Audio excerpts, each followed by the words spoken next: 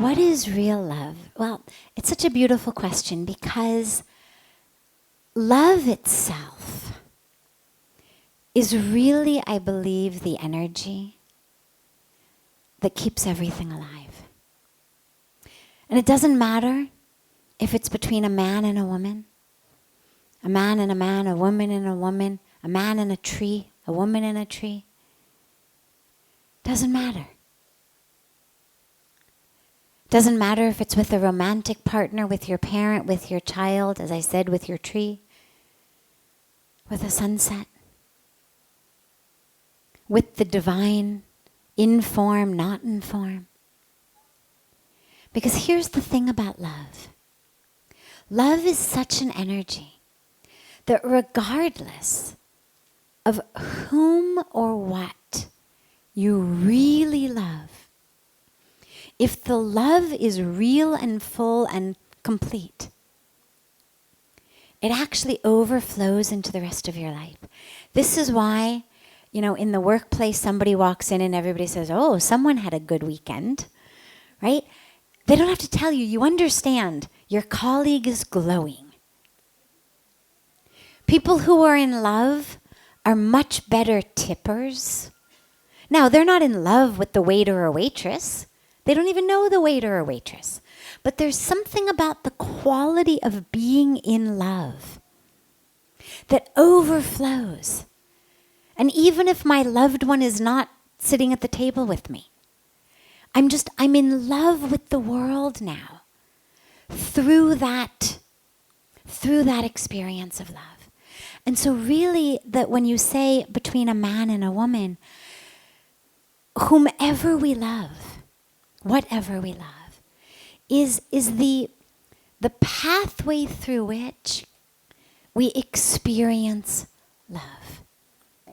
And here's how you know that. Let's say you're sitting in the room with your loved one, and you're melting, you're merging in love, you're looking in each other's eyes, and you're swimming in that place that only love can do. Then your loved one gets up and goes into the kitchen to get a glass of water. Are you any less happy? Do you feel love any less? The loved one says, I'm going to go out and buy some ice cream. I'll be right back. Do you feel any less love? No. Now, this is an important point. If that love were due to the physical presence of your loved one, then every foot they took away from you, your joy would decrease. These air conditioners give us cool air. Those of you sitting very close to them in the back are getting much more cool air than, for example, I am up here in front. Because the machines are back there. And every foot you walk away from them, you're getting less and less cool air. Go to the other side of this wall, you're going to get none. But love, through the one you love, what happens is it actually awakens love within you. And so whether the loved one is in the bathroom, in the kitchen, at the store, getting ice cream, at work, on a trip to another city in another country, your experience of love doesn't dissipate. Because it's in you. The loved one has been a path to open love in you.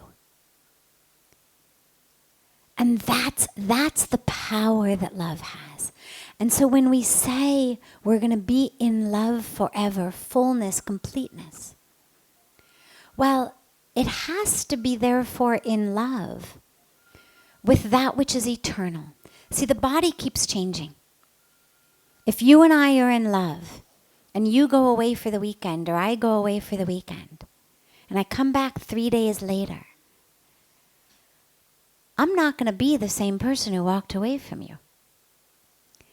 My skin cells have sloughed off and regenerated. You didn't notice, I didn't notice, but I guarantee it's happened. Everywhere we go. It's how forensic science works. Everywhere you go, you're leaving bits of your skin.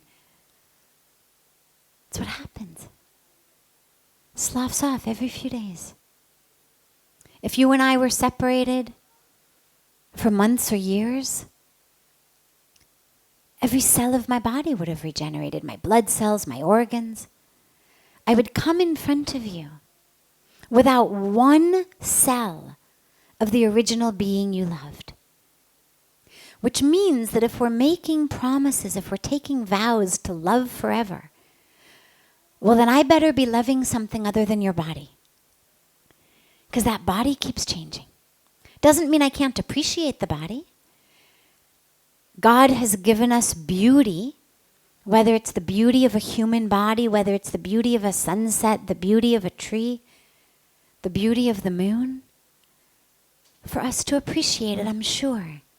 My faith in God is so complete that I don't think anything is given for no purpose. I don't believe there would be the beauty in the world and that we would have been given eyes with which to behold the beauty in the world. Eyes that are able to see the spectrum of color we can see, that are able to hear this entire range of sound we can hear. If we weren't supposed to see and hear and enjoy and appreciate. But there's a difference between appreciating the form and the form being what you're loving. So if our love is going to be eternal, or even if you're not ready to go to eternity, if you're prepared to love for a decade, you better figure out how to love something other than the body. And that's what love is. If it's just the body, it's lust. Lust isn't just sexual, it's physical in general. If it's your body I'm attached to, that's lust. But if it's really love, then it's soul, it's spirit, it's essence, it's consciousness. And if I'm connecting to your soul, spirit, essence, consciousness, well, you can't do body to soul.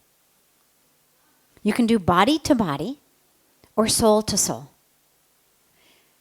So the beautiful thing, this is why being in love feels so good. In order to love your soul, I have to come at it from my soul.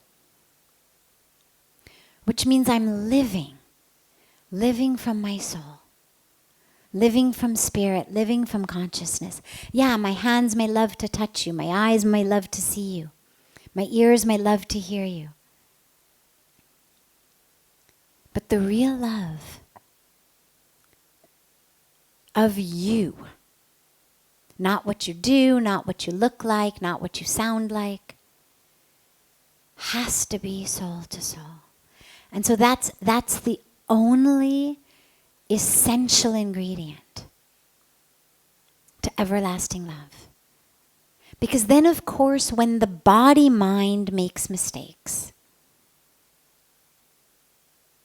due to our karmic package, due to anger, due to greed, due to lust, due to confusion, due to fear, I'm connected to the soul. I'm connected to something much deeper than the you who just yelled at me. I'm connected to something much deeper than the you who's in a bad mood. I don't need to change your mood in order to feel okay. Rather, I can sit with you soul to soul, even when your mind is in a bad mood, because I'm not threatened by it. The connection is deeper. And the other piece, which my Guru Pujya Swamiji always says, is the mantra to a happy marriage, when you're actually talking about marriage and not just general love, but actually married love, is the mantra is, okay, honey. Whatever the other one says, okay, honey. If you can perfect that mantra, you'll have a very happy marriage. So if you can do both, from the soul to the mantra of okay, honey, you'll have all your bases covered. But for those of you who aren't married, don't worry about it. Because the gift of love is not something that exists exclusively in a man-to-woman marriage. The gift of love is something, as I said, that can come with any relationship. Human to human, human to tree, human to animal, human to divine, human to river. Doesn't matter what you love. Just love. Because through that love, you're going to uncap the source of love within you. And that love within you, when it flows, that river of love, when it flows within you, is that which brings you everything. All of that we're looking for comes on the river of love. And it's something that every one of us can do. Doesn't matter if you're married, if you have a romantic partner, doesn't matter if you don't have any friends. Doesn't matter if your parents aren't living and you have no children. Every one of us has the capacity to love. Because remember, as I said, love is within us. The other person has just been a path to it. So whatever our path may be, find something. Something you can love. It can be a plant. It can be your pet. Really. It should be alive. It should be alive.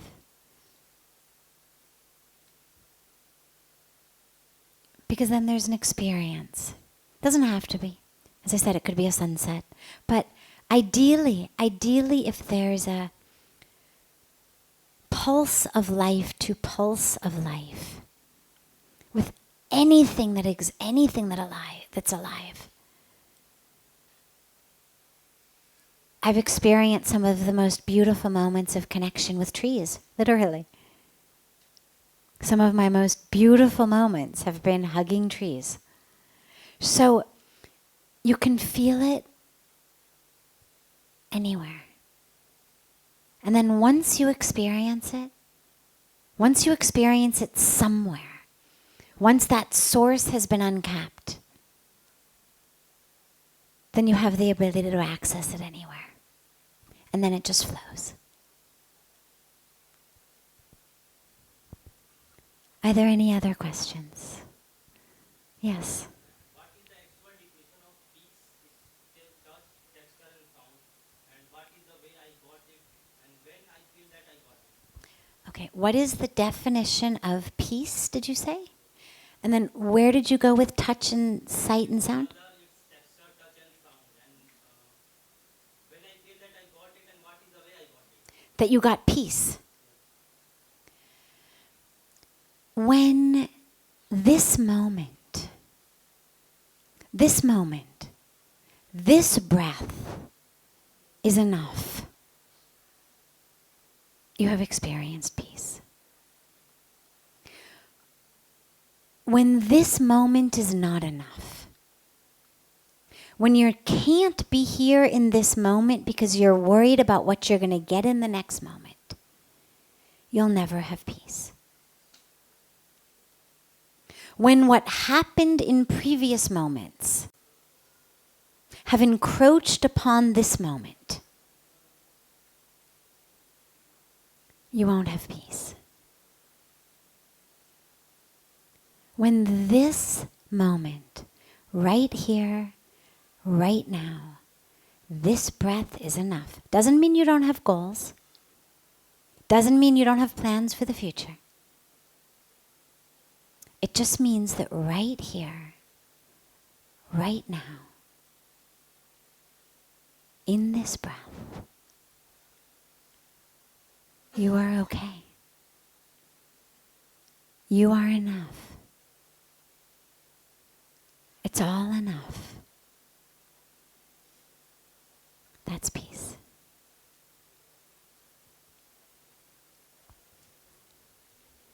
Yes.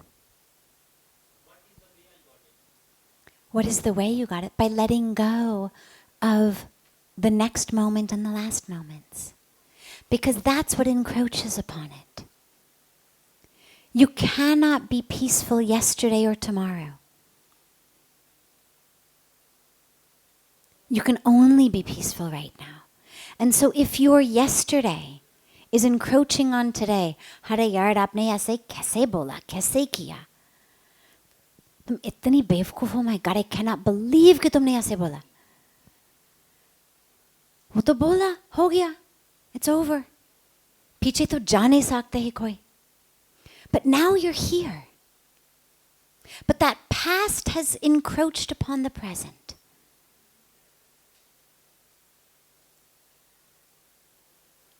The only way to be in the present is to leave that behind. Or the future. अब क्या होगा? चाहे 5 साल के बाद, 50 साल के बाद, 5 मिनट के बाद, अच्छा भोजन में क्या मिलेगा? कितनी देर वेट करना पड़ेगा भोजन के लिए? Right? You're not here. वो भी अपनी शांति को खींच लेते हैं. That also steals our peace. And this is why the way you got it, this is why in meditation people are able to experience it, because as we work with finding the space between thoughts, because the thought is always going to be either about the past or the future. It's what our thoughts do. As I'm able in meditation to access that space between the thoughts, and as that space expands, well, into that space comes peace. Into that space is peace already. That's where peace lives. Pujya Swamiji always says, he says, it's very simple. We all say, I want peace. I want peace. He says, but if you take away the I, and you take away the want, bache kya? Peace. What is it that blocks the peace? The I and the want. The ego and the desires. So peace is there. But I have to be free of yesterday and tomorrow, of I and of want, in order to experience it. And if I've experienced it, then that's the way. It's the only